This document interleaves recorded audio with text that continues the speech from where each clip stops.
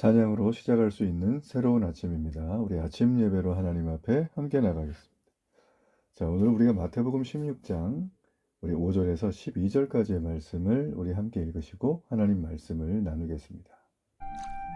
제자들이 건너편으로 갈새 떡 가져가기를 잊었더니 예수께서 이르시되 삼가 바리새인과 사두개인들의 누룩을 주의하라.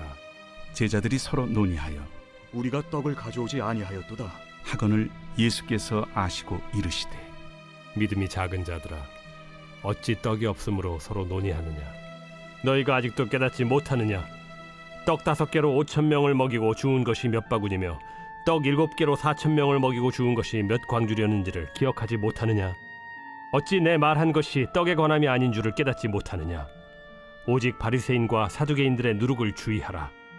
그제서야 제자들이 떡의 누룩이 아니요 바리새인과 사두개인들의 교훈을 삼가라고 말씀하신 줄을 깨달으니라. 예수님은 이 시대가 악하고 음란한 세대다라고 말을 하면서 그들이 구하는 표적에 대해서 요나의 표적밖에는 들려줄 것이 없다라고 말씀을 하셨습니다. 자, 그리고 나서 5절에 보면 이제 무대가 바뀌죠.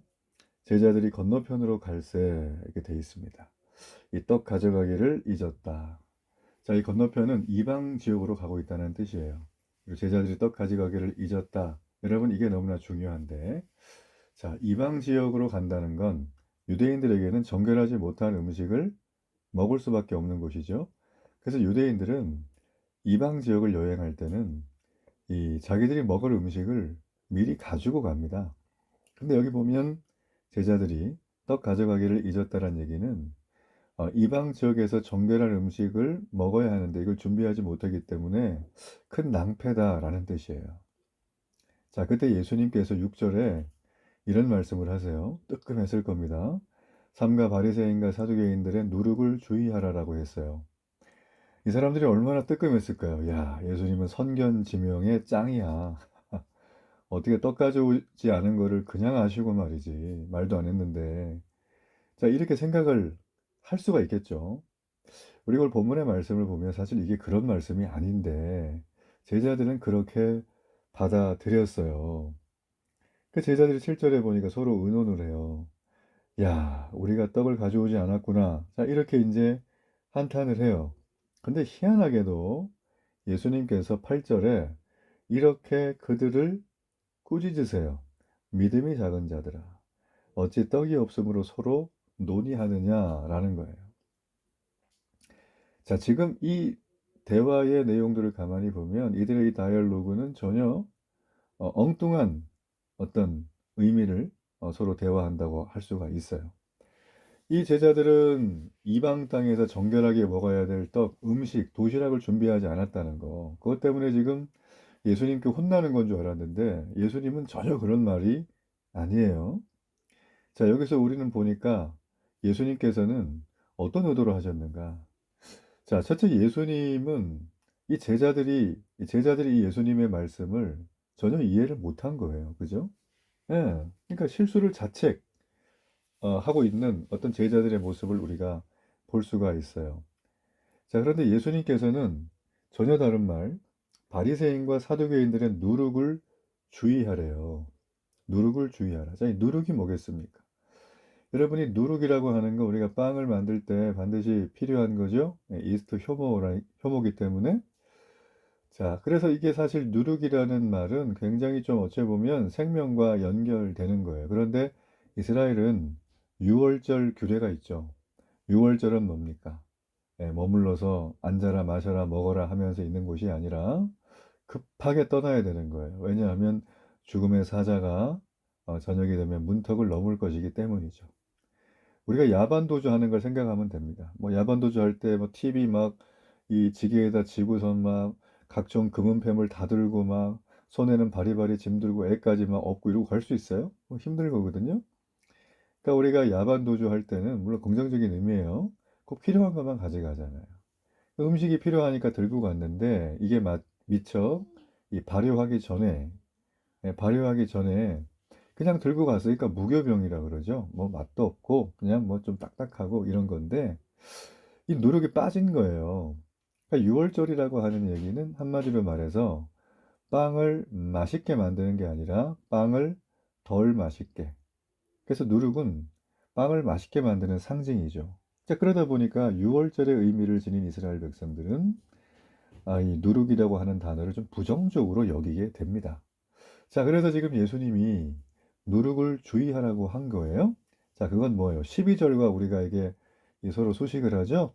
12절에 뭐라고 나와 있습니까? 바리새인과 사두개인들의 교훈, 이게 누룩이잖아요. 이거를 주의하라라는 것입니다. 왜 주의해야 될까요? 바리새인과 사두개인들, 우리가 뭐 계속 살피고 있지만 그들은 악하고 음란한 세대의 대표적인 인물들이죠. 악하고 음란한 세대는 눈앞에 천국 복음을 들려주고 보여주고 기적을 행하고 죽은 자가 살아나도 믿지를 않습니다. 그렇죠? 예, 그런 거예요. 같은 교회를 다니고 신앙생활을 한다 그래도 믿는 사람과 믿지 않는 사람은 구분돼 있어요. 그러니까 마지막 추수 때 이 알곡과 가라지는 반드시 주인의 명령으로 골라내어질 것이다. 가라지가 안 되기를 우리가 여러분 기도해야 됩니다.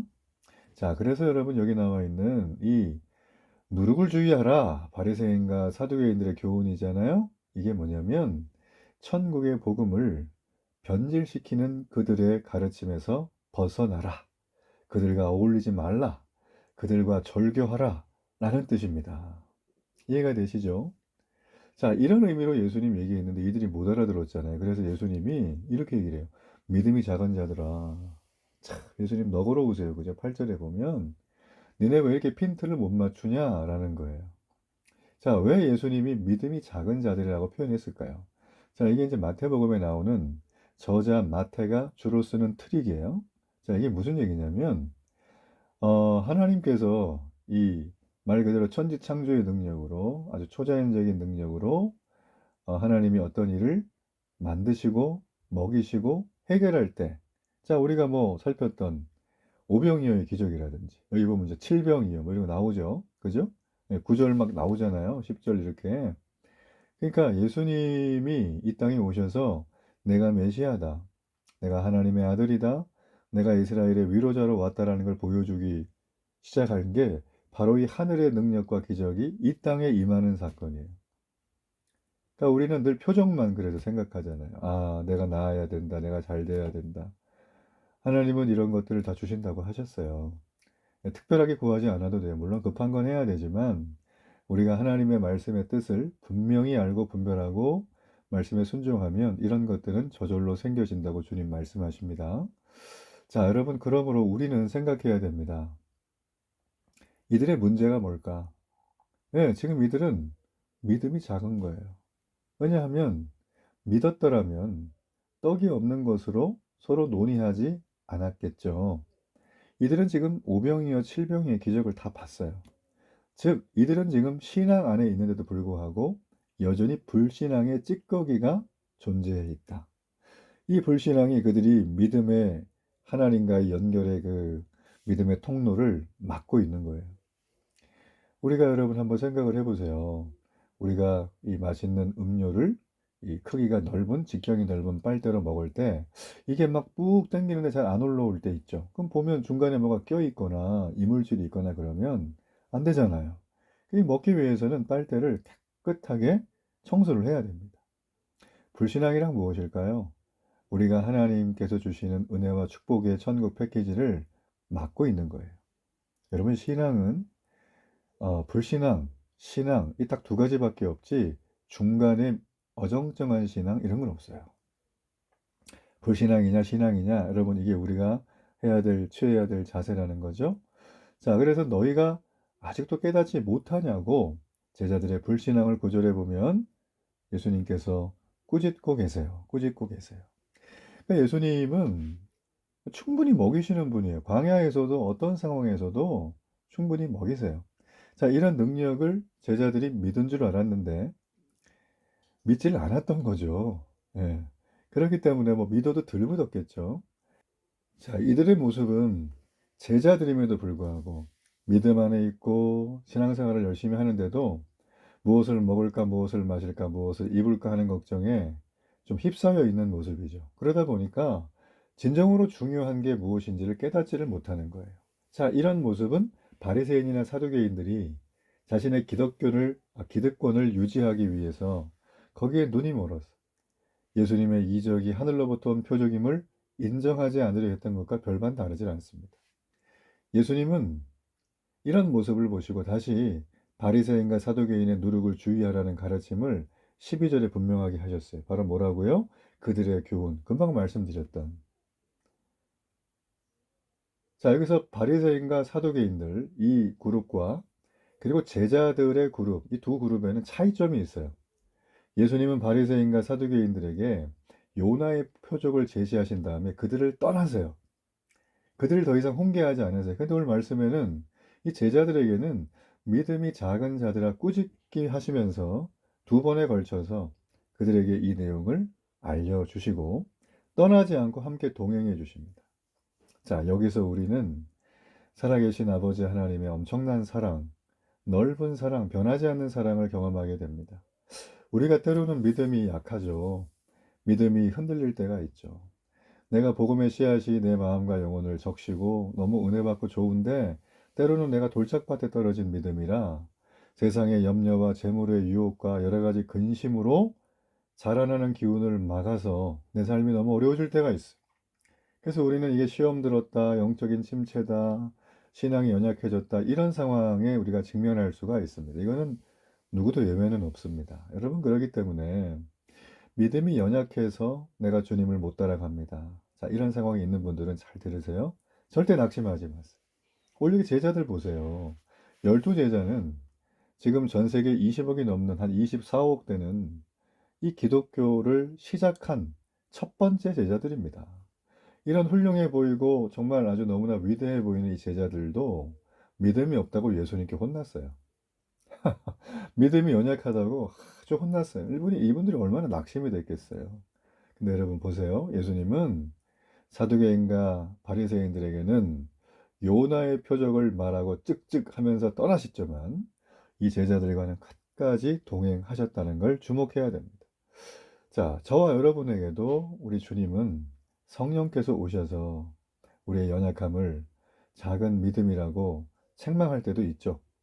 때로는 어려움 가운데 그냥 두실 때도 있어요. 여러분 그러나 절대 낙심하지 마세요. 절망하지 마세요. 왜냐하면 주님은 우리를 반드시 포기하지 않으시고 우리가 예수 그리스도를 닮은 성장하고 성숙한 사람으로 이끌어 갈 겁니다. 믿음을 자라게 할 거예요. 여러분 그걸 믿으세요. 그러니 믿음을 자라게 하는 걸 나 혼자만 하려고 하면 다리가 찢어집니다. 마음이 청결한 자는 이 땅 가운데 하나님 나라를 볼 거라고 했어요. 즉 마음이 청결한 자는 천국을 중심에 두고 모든 의사결정을 한다라는 거예요. 그렇죠? 그러나 마음이 껄끄러운 사람, 마음이 뭐가 좀 섞여 있는 사람은 이것도 좋은데 천국도 좋고 헷갈리는 거예요. 여러분 다 우리에게 여러 가지 선택의 갈림길 앞에서 힘들어하는 건 천국이 내게 우선순위가 아니기 때문에 옵션이 많아요. 여러분 그러므로 우리는 비용 지불함에 있어서 예수 그리스도의 십자가를 생각하십시오. 주님이 우리에게 치른 죽음의 희생, 그 희생을 통한 부활, 부활을 통한 우리의 영원한 영생의 회복과 천국의 입성, 여러분 이런 걸 생각하신다면 우리는 마음의 모든 부정하고 섞여 있는 것들이 깨끗해질 줄로 믿습니다. 여러분 그러므로 우리는 예수님을 온전히 봐야 돼요. 주님 그러셨죠? 먼저 그 나라와 의를 구하라. 여러분 이 땅에는요, 봐도 보지를 못하고 들어도 듣지를 못하는 영적인 맹인과 영적인 기머거리가 수두룩합니다. 우리가 그런 자가 아니란 그 사실 하나만 해도 오늘 우리는 수지 맞은 인생이에요. 여러분 주님이 우리에게 요구하시는 건 복잡한 게 없어요.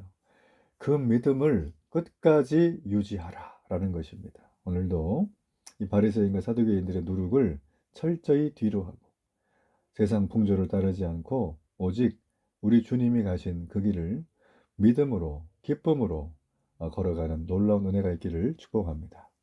결단의 기도를 드립니다. 살아계신 하나님, 이 땅에는 악한 마음을 가진 사람, 너무나 어리석고 둔한 마음을 가진 사람, 제자들 역시 하나님 믿음이 있다 하지만 그 믿음이 연약함을 봅니다. 바로 저의 모습입니다. 주님, 저의 연약함을 불쌍히 여겨주시고 오늘도 하나님께서 마음이 청결하게 하여 우리 주님 바라보고 천국을 중심에 두고 모든 선택을 하도록 하나님 결단의 은혜를 주옵소서. 예수님 이름으로 기도합니다. 아멘.